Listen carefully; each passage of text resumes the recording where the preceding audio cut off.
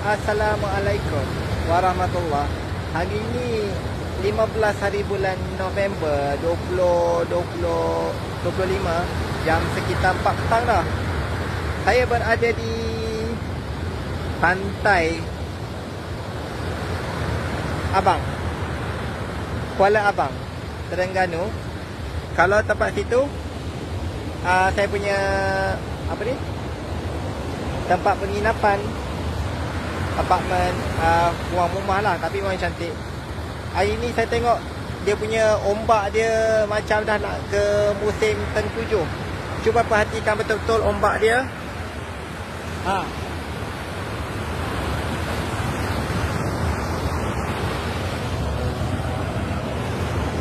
Okey, saya jalan ke pantai. Oi. Okey. Tengok ombak dia.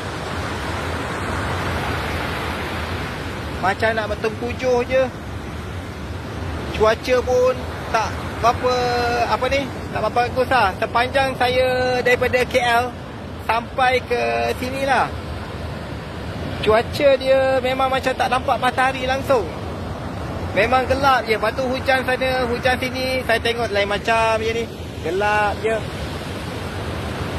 Tanda-tanda macam air dah nak naik ke apa ni. InsyaAllah lah sempatlah berurusan. Saya stop setakat sini dulu. Sekadar nak maklumkan suasana di Terengganu lah sekarang ni. Assalamualaikum.